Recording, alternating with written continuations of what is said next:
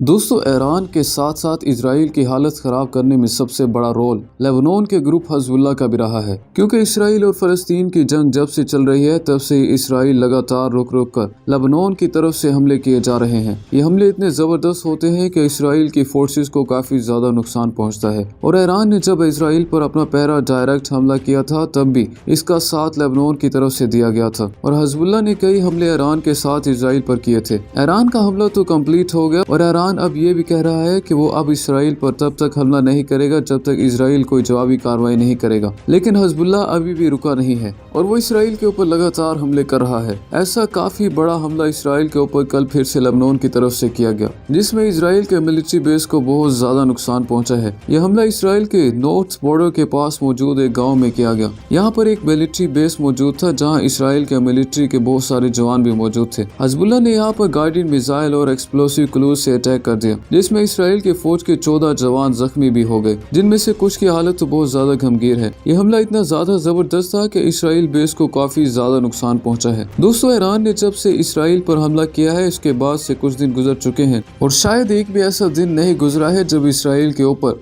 Lebanon की तरफ से कोई छोटा या बड़ा हमला ना किया गया हो, बल्कि इसने तो इसराइल के न्यूक्लियर फैसिलिटी को टारगेट करके भी हमला कर दिया था। और इस हमले में इसराइल को नुकसान तो नहीं पहुंचा, लेकिन वो काफी ज्यादा डर जरूर गया था और इसीलिए हिजबुल्लाह इसराइल के लिए सबसे बड़ी सरदर्द बना हुआ है, जो कि ईरान के इशारों पर काम करता है और ईरान की IRGC आर्मी के थ्रू ही इसे कमांड मिलती है और ये फौरन उस कमांड को पूरा कर देता है। जिसकी वजह ये है कि ये एक तरह से ईरान की ही आर्मी है जो कि इसराइल के बॉर्डर से इस पर हमला कर रही है। दोस्तों, अगली अपडेट ये है कि इसराइल के ऊपर जो ईरान ने हमला किया था इसके बाद बहुत सारी झूठी खबरें दुनिया भर के मीडिया पर चलने लगी और मीडिया में बताया जाने लगा कि इसराइल के ऊपर जो हमला हुआ था वो पूरी तरीके से नाकाम रहा। जिनमें से सबसे ज्यादा बिका हुआ मीडिया, जिसे दुनिया गोदी मीडिया के नाम से जानती है, ये तो बस व्यूज पाने के चक्कर में झूठी खबरें फैला देता है और इसने इस पर इतनी ज्यादा वीडियोस बनाई। किसी में कहा कि ईरान का हाल अब गाजा के जैसा होगा, तो किसी में इस मीडिया ने व्यूज पाने के चक्कर में ये तक कह डाला कि इसराइल ने ईरान के ऊपर जवाबी हमला कर दिया और इसे बहुत ज्यादा नुकसान पहुंचाया। मतलब इसराइल की तरफ से एक भी हमला नहीं किया गया है और बदले की कार्रवाई अभी तक शुरू नहीं की गई। पर यहाँ पर यह खबर चला दी गई कि इसराइल ने रात में ईरान पर बहुत ज्यादा खतरनाक हमला कर दिया और इसे खूब डैमेज पहुंचाया है।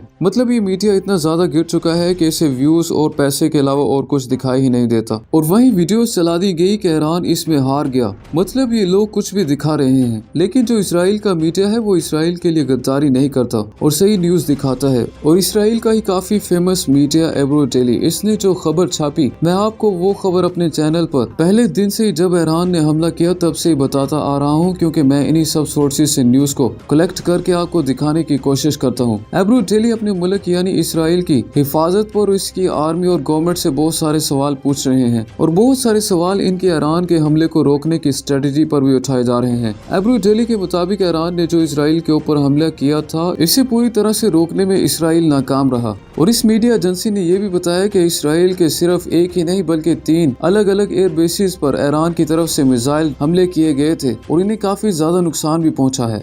इस मीडिया के मुताबिक अभी तक इसराइल कबूल कर रहा था कि इसके सिर्फ मिलिट्री बेसिस पर ईरान के हमले का असर हुआ है, वो भी मामूली सा। और असल में इसराइल के 2 और एयर बेसिस, रेमान एयर बेस और हार्मोन एयर बेस पर भी ईरान के हमले का बहुत ज्यादा डैमेज पहुंचा है और मिसाइल से डायरेक्ट टारगेट को आकर हिट किया, जिनमें से नवातन एयर बेस पर सबसे ज्यादा डैमेज पहुंचा है। और इसी न्यूज़पेपर का कहना है कि इसराइल और दुनिया का मीडिया जो दावे कर रहा है कि 99% ईरानियन हमले को रोक दिया गया था, वो असल में ये लोग सिर्फ 84% ईरानी हमले को रोक पाए। बाकी के 60% वेपन्स अपने अपने टारगेट्स को आकर हिट करके इसराइल के इम्पोर्टेंट मिलिट्री लोकेशंस को नुकसान पहुंचाया। अब दोस्तों, ये इजरायली न्यूज ईरान की तारीफ नहीं कर रहा बल्कि अपनी गवर्नमेंट से सवाल कर रहा है कि तुम क्यों नहीं रोक पाए। दोस्तों, ईरान ने जो इसराइल के ऊपर हमला किया था, रिपोर्ट्स के मुताबिक पुतिन ने उसकी बहुत ज्यादा तारीफ की है और ईरान से कहा कि इसराइल के क्रिमिनल एक्शंस को पनिश करने का ये सबसे बेस्ट तरीका था। पुतिन ने अमेरिका और वेस्टर्न कंट्रीज की मजम्मत भी की है और कहा है कि इनकी वजह से इस इलाके में टेंशंस फैली हुई हैं। दोस्तों, अमेरिकी न्यूज एजेंसी ABC न्यूज के मुताबिक ईरान से बदला लेने के लिए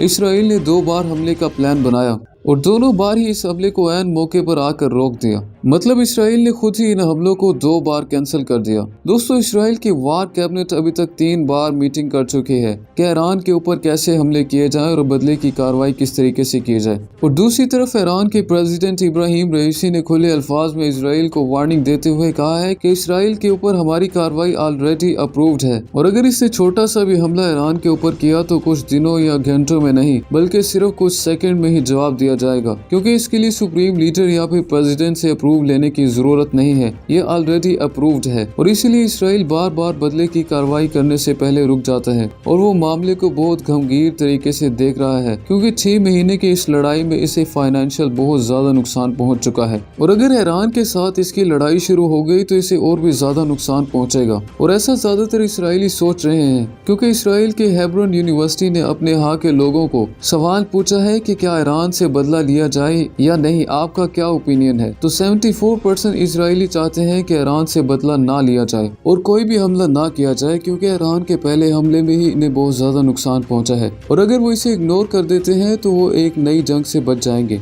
लेकिन इसराइल की जो गवर्नमेंट है जिसे लीड करता है नेतन्याहू, इसे इसराइल की कुछ भी परवाह नहीं है। इसे अपनी सत्ता बचाने के लिए जिस हद तक भी गिरना पड़े वो तैयार हैं और इसीलिए वो शायद छोटा ही सही लेकिन ईरान के ऊपर हमला करेगा जरूर। दोस्तों, ईरान के हमले का असर ये हुआ कि गाजा के बच्चे बहुत दिनों के बाद लगभग 6 महीने के बाद बीच के ऊपर खेलते हुए दिखाई दिए हैं, क्योंकि इसराइल पिछले कुछ दिनों से यहाँ पर एयर स्ट्राइक्स नहीं कर रहा है। दोस्तों, ये हमले ईरान ने खुद कहा है कि कोई बहुत बड़ा हमला नहीं था और इससे इसराइल को बहुत ज्यादा नुकसान भी नहीं पहुंचा, बस इसके कुछ मिलिट्री बेसिस को नुकसान पहुंचा है।